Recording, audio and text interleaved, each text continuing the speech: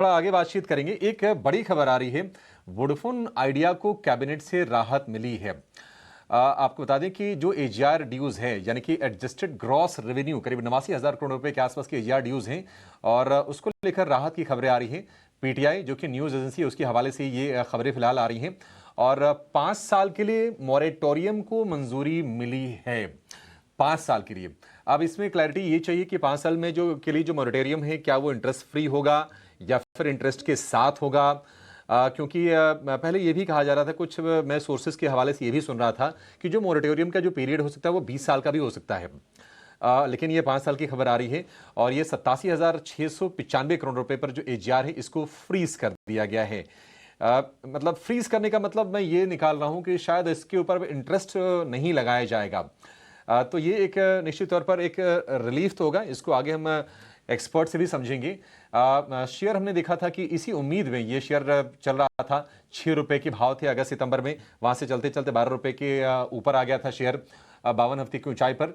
लेकिन आज ये खबर अभी सरकार की तरफ से कंफर्म नहीं हुई है, लेकिन ऐसा माना जा रहा है कि कैबिनेट ने मंजूर कर लिया है। और ये छन छन की जो खबरें आ रही हैं अलग अलग सूत्रों के हवाले से, उसके बाद की ये जानकारी है।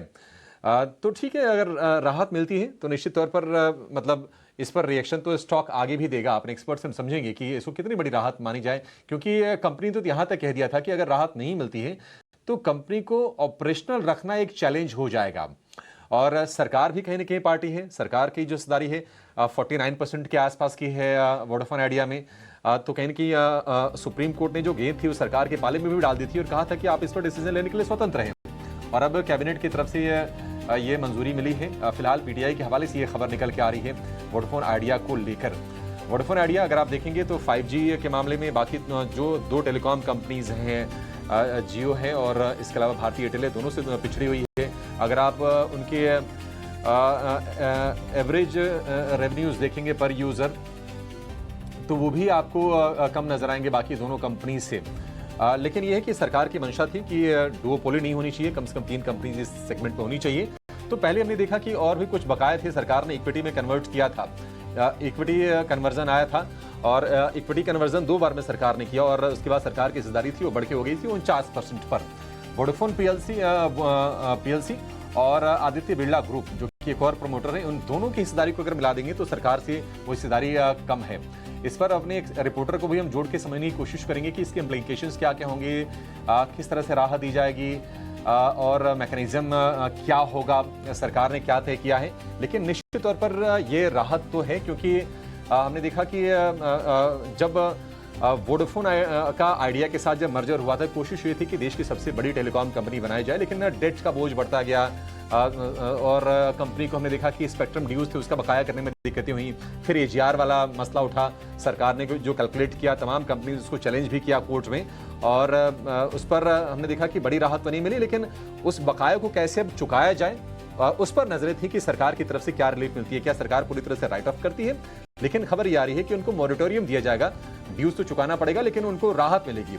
अभी था ये कि जो एनुअल पेमेंट प्लान था वोडाफोन आइडिया का 18,000 करोड़ रुपए सालाना इनको पे करना था, अब उसका क्या होगा, क्या वो मौजूद होगा, क्या वो अभी आगे भी रहेगा या फिर अभी नए मैकेनिज्म कुछ आएंगे। अगर हम कैश बैलेंस की बात करें कंपनी की, तो 9,000 10,000 करोड़ रुपए के आसपास के कैश बैलेंस है वोडाफोन आइडिया के पास और उसमें तो संभव नहीं था कंपनी को ऑपरेट करना और यहां से एक्सपेंड करना। अभी हाल फिलहाल खबर यह भी आई थी कि वोडाफोन आइडिया की एक सब्सिडरी कंपनी थी, उन्होंने 3,000 करोड़ रुपए रेज किए थे। तो छोटे मोटे फंड रेज वगैरह हो रहे थे, लेकिन कंपनी को सस्टेन करने के लिए, कॉम्पिटेटिव बनाए रखने के लिए वो नाकाफी थे। अब ये बड़ी खबर आ रही है फिलहाल पीटीआई के हवाले से। इस पर उम्मीद है कि आज शाम होते होते सरकार की तरफ से भी आधिकारिक इस पर मुहर लग जाएगी। लेकिन चलिए एक एक्सपर्ट को साथ में जोड़ लेते हैं और उनसे समझते हैं कि वोडाफोन आइडिया को लेकर आपकी रणनीति क्या होनी चाहिए। अगर आप स्टॉक होल्ड कर रहे हैं, अगर आप ट्रेड करते हैं, तो पहले वो नजरिए लेते हैं, आगे हम इन्वेस्टमेंट के बारे में बातचीत भी करेंगे। हमारे साथ जुड़ गए हैं ग्लोब कैपिटल के गौरव शर्मा। गौरव जी, बहुत शुक्रिया आपका समय देने के लिए, स्वागत है आपका 18 स्वदेश पर। गौरव जी, इसी उम्मीद में तो शेयर चला था ना कि राहत मिल जाएगी सरकार से। हालांकि आज हम नरमी देख रहे हैं तो उम्मीद में चला, जब न्यूज लग रहा है कि आ गई है तो फिर प्रॉफिट टेकिंग भी हो रही है। आपकी राय क्या होगी वोडाफोन आइडिया को लेकर? क्योंकि देखिए ये राहत अलग बात है और कंपनी कॉम्पीट कितने करेगी, कितनी रेलेवेंट बनी रहेगी, ये दूसरी बात है। ये प्यार Abhishek ji, thanks for having me on the show. सभी को गुड आफ्टरनून और सीजन्स ग्रीटिंग्स। आपने जो सेकंड पॉइंट कहा वो खासा इंपॉर्टेंट रखता है। बिल्कुल सही आप बात कह रहे हैं दैट सरकार जो राहत दे रही है वो अपनी जगह एक चीज है, और कंपनी आगे का जो फ्यूचर है गोइंग फॉरवर्ड, क्योंकि स्टॉक की परफॉर्मेंस हमेशा फॉरवर्ड अर्निंग्स को देखते हुए होती है। अगर फॉरवर्ड अर्निंग्स पे अभी भी एक क्वेश्चन मार्क लगा रहेगा, 180 के एआरपीयू पे ट्रेड कर रहे हैं, 200 प्लस के 210-12 के एआरपीयू पे रिलायंस जियो है, 250 प्लस का आरपीयू नंबर्स हैं फॉर भारती एयरटेल, और मंथ ऑन मंथ जो ट्राई के फिगर्स जो आते हैं सब्सक्राइबर बेस पे वो कंप्लीटली डिमिनिशिंग है, गिरते चले जा रहे हैं। तो आगे का क्या फ्यूचर रहेगा इस कंपनी का, इस पे अभी भी एक क्वेश्चन मार्क है। स्टॉक के अंदर इस साल के अंदर 50% से ऊपर की ग्रोथ ऑलरेडी आ चुकी है। काफी तेजी से गिरावट इस शेयर प्राइस में अब आने का एक जहां तक मैं समझ पा रहा हूं वजह यही है कि जिस न्यूज और जिस राहत पे, जिस रिलैक्सेशन और रिलीफ के ऊपर ये आ रही थी वो चीज अब सामने आ चुकी है। इट इज अनफोल्डेड, देयरफॉर अब शायद सारी कहानी यही हो जाती है कि what is the future and आगे चल के किस तरीके का मूड माहौल रहेगा वो उतना ज्यादा पॉजिटिव नहीं नजर आता है। देयरफॉर आई स्टिल से जिनके पास है एक छोटा स्टॉप लॉस मेंटेन करें 11 रुपए का, उससे ज्यादा आई डोंट थिंक इसके अंदर अभी देखना चाहिए। हाईली वॉलेटाइल स्टॉक रहा है, वेल्थ डिस्ट्रक्टर रहा है। 1 साल 2 साल 5 साल 10 साल आप पुराना भी कोई भी इतिहास उठा के देख लें, ने परफॉर्मेंस कभी नहीं दी है। वेयरएज इसके विपरीत अगर हम देखें तो आई स्टिल से भारतीय एयरटेल के साथ रहना ज्यादा बेहतर रहेगा। 15-20% के कंसिस्टेंट रिटर्न्स निकाल के दे रही है वो कंपनी।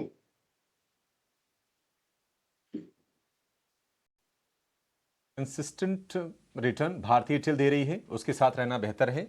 और वोडाफोन आइडिया अब ये 5 साल के लिए ईजार फ्रीज हो जाएगा, मोरेटोरियम 5 साल का है, यानी कि 26 या 5 साल जोड़ लीजिए 31, वहां से फिर पेमेंट इनके लिए शुरू होगा। ये है मोटा मोटी फिलहाल जो खबर हमारे पास निकल के आ रही है छन छन के। राय गौरव जी आप ये दीजिए कि अगर मान लीजिए जो ट्रेडर्स हैं जो अपॉर्चुनिटी खोजते हैं, क्योंकि आप देखेंगे 6 से 12 हुआ तो लोगों के पैसे तो डबल हो गए होंगे, हालांकि ऐसे स्टॉक को सही प्राइस पर पकड़ना बड़ा मुश्किल होता है। क्या ट्रेड की अपॉर्चुनिटी खोजें? 7-7.5% नीचे ये शेयर आ गया, 12 वाला शेयर अब 11 का है, 8% नीचे। क्या इसमें रणनीति होनी चाहिए एक ट्रेडर क्या करे इसमें? एक बड़ा मजबूत करेजा चाहिए यहाँ पे अब इस चीज को माल उठाने के लिए, क्योंकि कहीं ना कहीं ज्यादा पुरानी बात नहीं है कि ये 6 रुपए और 8 रुपए के भाव पे लिटरली निवेशकों को, ट्रेडर को रुला दिया था एक बार लेके, तो दोबारा वो स्थिति ना उत्पन्न हो जाए। आई थिंक अभी भी रिफ्रेन करना चाहिए। देखिए 11 रुपए आ गया जो मैं स्टॉप लॉस की बात कर रहा था उसके नीचे, तो it is a very difficult bet to say and equally a difficult question to answer Abhishek ji कि यहाँ पे ट्रेडर क्या कहे, एट बेस्ट है कि अवॉइड करे तो ज्यादा अच्छा है। करें तो अच्छा है। और देखिए क्या है ना कि हम जो आरपू की बात कर रहे थे, एवरेज रेवेन्यू पर यूजर की, अगर आपने भारतीय एयरटेल का नाम लिया, भारतीय एयरटेल के आरपू लगभग 260 रुपए के हैं, और वोडाफोन आइडिया के कहां पर हैं? वोडाफोन आइडिया के हैं करीब 170 रुपए के आसपास के। तो ये मेजर डिफरेंस है। और इनके पास ना मतलब वो प्राइसिंग पावर कितनी है, क्योंकि नेटवर्क को लेकर भी कोई एक्साइटिंग न्यूज नहीं आती है, लगातार ये कस्टमर्स अपने खो रहे हैं। लेकिन जरा इस खबर को जरा विस्तार से समझते हैं। सूत्रों के हवाले से कुछ और जानकारी लेकर हमारे सहयोगी प्रकाश प्रियदर्शी हमारे साथ जुड़ गए हैं। प्रकाश, बाजार में अटकलें तो थी कि एक राहत आएगी, लेकिन क्या जो अटकलें थी उसके हिसाब से ये राहत आई है? क्योंकि हम शेयर में देख रहे हैं कि बहुत शार्प नेगेटिव रिएक्शन है, अब ये 10% टूटकर दिन के निचले स्तर पर है।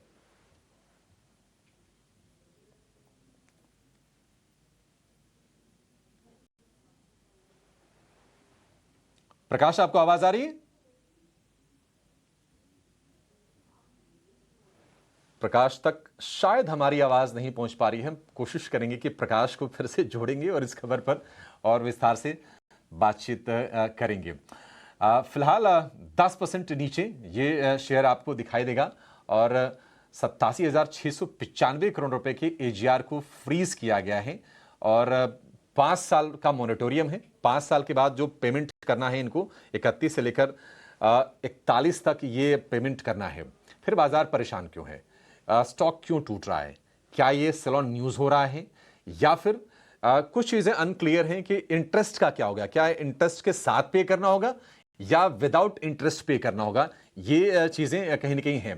प्रकाश हमारे साथ जुड़ गए हैं। प्रकाश, बताइए अपडेट्स क्या हैं आपके पास, और राहत मिली है उम्मीदों के मुताबिक या फिर कुछ निराशा भी है? क्योंकि स्टॉक में तो हम बहुत शार्प सेल ऑफ देख रहे हैं इस वक्त।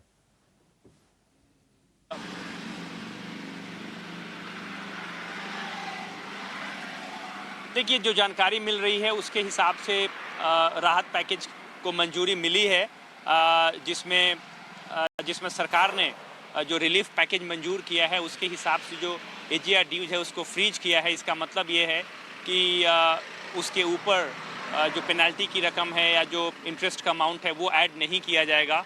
उसको 87,000 के करीब उसको फ्रीज किया गया है और एक्सटेंडेड टाइम दिया गया है वोडाफोन आइडिया को इस अमाउंट को पे करने के लिए। और ये फाइनेंशियल ईयर 2032 टू 41 तक वोडाफोन आइडिया के पास ये वक्त होगा इसके पेमेंट से संबंधित। और साथ ही साथ ये जो रिलीफ पैकेज है इसमें सबसे बड़ा कंपोनेंट ये है, जैसा कि जानकारी अभी तक मिली है, कि इसमें इंटरेस्ट अमाउंट और जो पेनल्टी का अमाउंट है उसको अब ऐड नहीं किया जाएगा। जैसा कि आपको पता है कि सुप्रीम कोर्ट के डिसीजन के बाद सरकार को इस बात के विकल्प मिले कि वो वोडाफोन आइडिया के लिए राहत पैकेज का ऐलान करे। सुप्रीम कोर्ट ने कहा कि ये पॉलिसी फ्रेमवर्क के तहत है और सरकार इसमें शेयर होल्डर है, लिहाजा इसके लिए राहत पैकेज का ऐलान कर सकती है। उसके बाद मिनिस्ट्री ऑफ टेलीकॉम ने राहत पैकेज पर काम करना शुरू किया।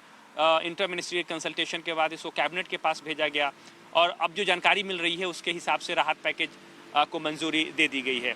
इसके अलावा कौन कौन से कंट्रोवर्स होंगे, क्या क्या रिलीफ मेजर्स हैं, उसकी जानकारी आपसे कुछ देर बाद में मिलेगी। 3 बजे सरकार इस पर औपचारिक प्रेस कॉन्फ्रेंस करेगी और उम्मीद ये की जा रही है कि इसकी जानकारी भी देगी।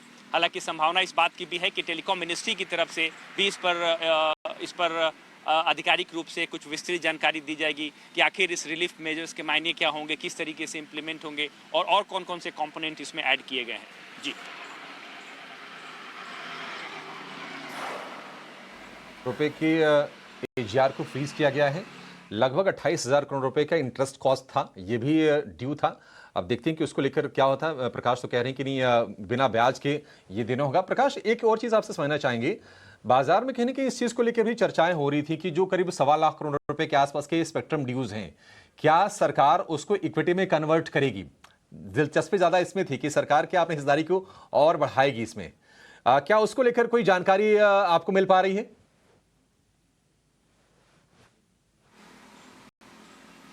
नहीं, अभी ज़्यादा जानकारी इस रिलीफ पैकेज के ऊपर नहीं है। सिर्फ ये एक शुरुआती जानकारी मिली है कि रिलीफ पैकेज को मंजूर कर लिया गया है। इसके कई कंपोनेंट हैं, कई कंट्रोवर्स हो सकते हैं, उसकी जानकारी प्रेस कॉन्फ्रेंस में सरकार दे सकती है। और अगर मिनिस्ट्री कोई स्पेशल या सेपरेट प्रेस कॉन्फ्रेंस आयोजित करती है या डिटेल्स देना चाहती है, वहाँ पर इसके डिटेल्स मिलेंगे। लेकिन जो जानकारी अभी तक मिली है उसके हिसाब से राहत पैकेज दिया गया है। जो एजीआर ड्यूज है उसको फ्रीज किया गया है, इंटरेस्ट अमाउंट और पेनल्टी अमाउंट में राहत दी गई है और वोडाफोन आइडिया को एक्सटेंडेड टाइम पीरियड दिया गया है। ये अभी तक की शुरुआती जानकारी है, इस पर ज़्यादा इन्फॉर्मेशन इकट्ठा करने की कोशिश हम कर रहे हैं। काश आपके पास फिर से हम लौटेंगे, कुछ और जानकारी इकट्ठा कर लीजिए। और निश्चित तौर पर एक बड़ी खबर, देखिए टेलीकॉम स्पेस में क्या है कि कंपटीशन बढ़ रहा था। जियो ने पूरे मार्केट को डिसरप्ट किया, जिस तरह से अपने वो डेटा प्लान लेकर आए। उसके बाद से लगातार हमने देखा कि मार्केट शेयर जो था वोडाफोन आइडिया का वो श्रिंक होता गया और कस्टमर्स लगातार लूज किए। जब भी डेटा आते हैं टीआरआई के, आप देखते होंगे कि नहीं उन्होंने अपने कस्टमर्स गंवाए हैं। तो ये एक चैलेंज रहा है। सरकार ने अपनी हिस्सेदारी बढ़ाई, जो ड्यूज वगैरह थे उसको इक्विटी में कन्वर्ट किया। अब स्पेक्ट्रम के बकाये तो भी हैं 1.25 लाख करोड़ रुपए के। ऐसा नहीं कि मुसीबत पूरी तरह से टल गई है और ये एक इनको ऐसी राहत मिल गई है जो अब कंपनी के लिए सारे के सारे हडल्स खत्म हो गए। ये एक कह सकते हैं कि तमाम मुश्किलों में एक छोटी सी नेसेसरी रिलीफ कंपनी को कम से कम ऑपरेशनल बनाए रखने के लिए। और अगर आप वोडाफोन आइडिया में अगर आप हिस्सेदारी देखेंगे, सरकार की 49% हिस्सेदारी है, वोडाफोन पीएलसी की लगभग 16% के आसपास की हिस्सेदारी है, आदित्य बिरला ग्रुप की 9.5% के आसपास की हिस्सेदारी है। चिंता की बात यह भी है कि हमने स्टेटमेंट्स तो देखें जो दोनों प्रमोटर हैं, चाहे वोडाफोन पीएलसी हो या फिर आदित्य बिरला ग्रुप हो, लेकिन उनकी तरफ से कोई इन्वेस्टमेंट एज सच कमिट नहीं हुआ। कंपनी के लिए जो एक और रोड ब्लॉक था, एक मेजर हर्डल था कि कंपनी फंड्स कैसे जुटाएगी, क्या क्रेडिटर्स का भरोसा होगा। अब ये थोड़ी अगर कारोबार को लेकर निश्चितता आती है, यहां से अगर क्लैरिटी आती है, तो ये चीजें धीरे धीरे सुधरते हुए हो सकता है कि आगे आपको दिखाई दें और कंपनी आरपीओ वगैरह बढ़ा के अपने फाइनेंशियल्स को इंप्रूव करने की कोशिश करे। लेकिन ये लॉन्ग प्रोसेस है, ये लंबा प्रोसेस वोडाफोन आइडिया के लिए निश्चित तौर पर है।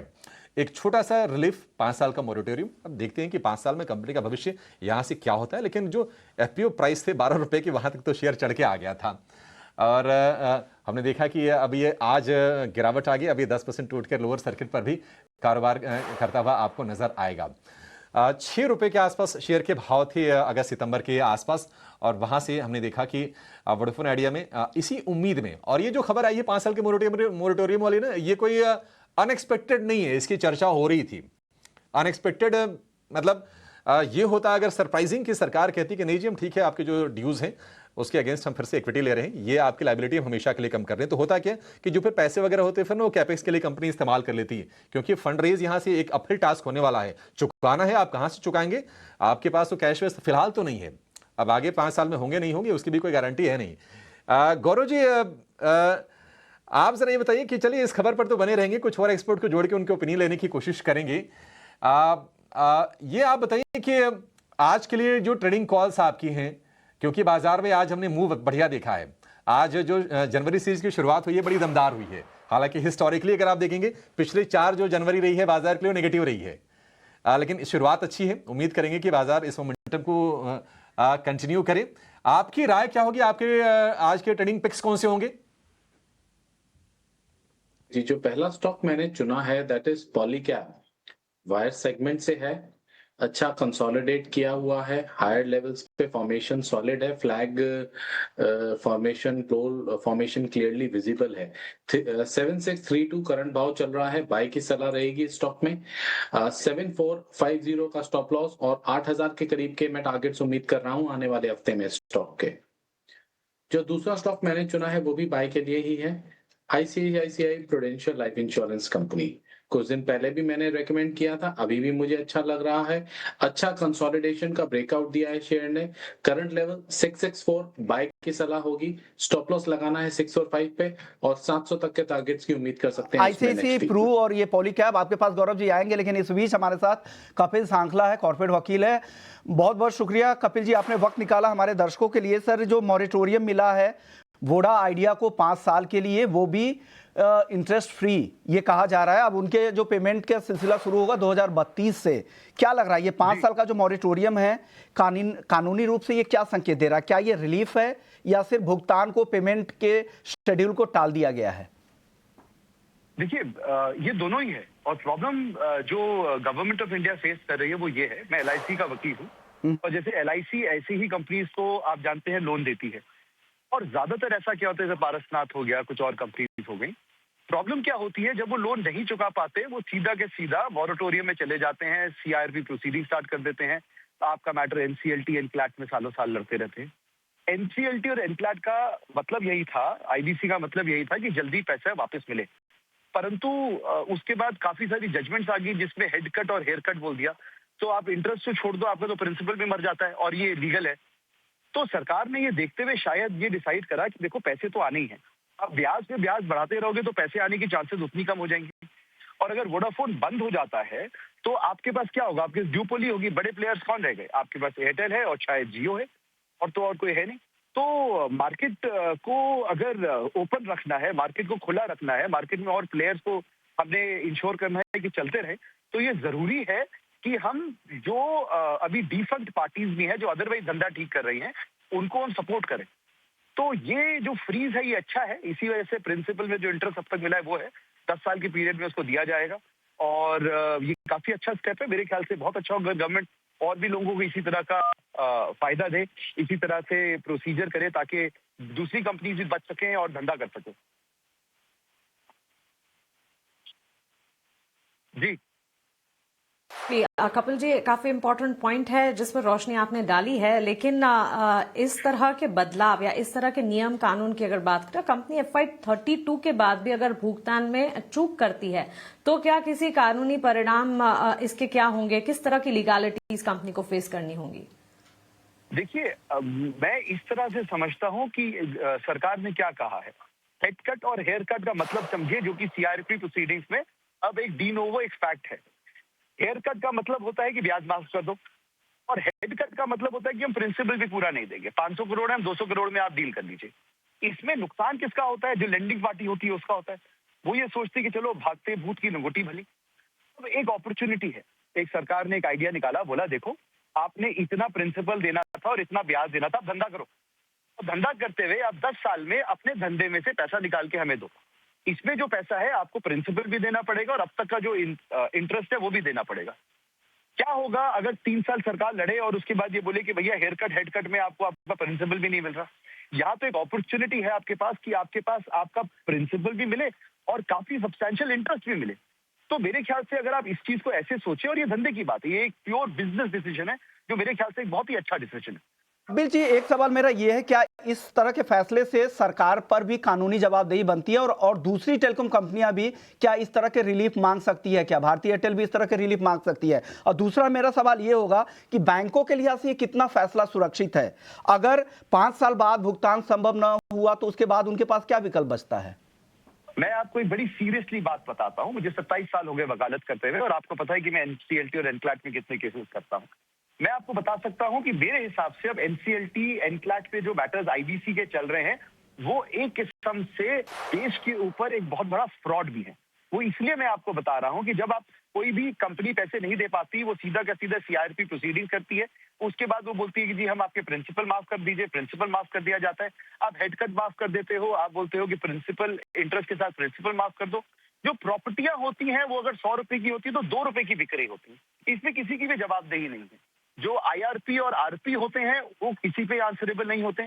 उन्होंने बोल दिया होता है धंधे को बंद करो, चंक्स में बेच दिया जाता है। कितने पैसे में बेचा कोई सुनता नहीं है। तो इसकी वजह से जो लेंडर होता है और जो सरकार होती है, जो सरकार की अलग अलग आर्म्स पैसे देती है, नुकसान तो उनका होता है।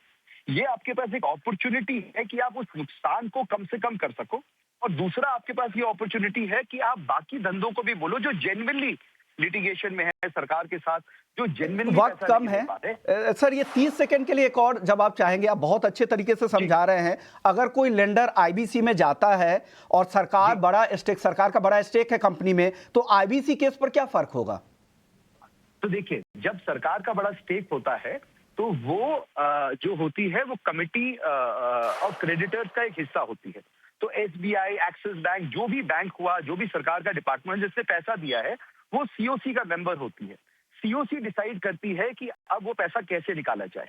डिफिकल्टी में आपको ये बता रहा हूं, जो RP होते हैं उनको अदरवाइज तो ये हिदायत दी जाती है बाय लॉ कि आप एक कंपनी को गोइंग कंसर्न रखो। अनफॉर्चुनेटली कोई भी RP, ज्यादातर RP मैं कहूंगा, उसे गोइंग कंसर्न नहीं रखना चाहते क्योंकि उसमें मेहनत होती है। वो चाहते हैं कि कंपनी को बेच दो, टुकड़े करके बेच दो और मुनाफा निकल के निकाल लो। इससे नुकसान किसका हुआ? सरकार के डिपार्टमेंट का हुआ, बैंक का हुआ। ओके, शुक्रिया कपिल जी, आपने वक्त निकाला और हमारे दर्शकों को समझा दिया कि क्या क्या इंप्लीकेशंस आगे फ्यूचर में भी हो सकते हैं और कितनी बड़ी रिलीफ है कंपनी के लिए। चलिए, वक्त है एक छोटे से ब्रेक का। ब्रेक पर जाने से पहले एक अपडेट आपके लिए है, वो आपको दे देता हूं।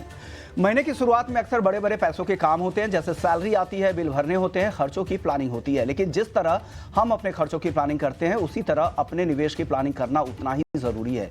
इसी आदत को बढ़ावा देने के लिए SBI म्यूचुअल फंड और टाइम्स नेटवर्क मिलकर एक राष्ट्रीय इन्वेस्टर अवेयरनेस पहल शुरू कर रहे हैं, जिसका नाम है भारत निवेश, बेहतर निवेश और बेहतर कल।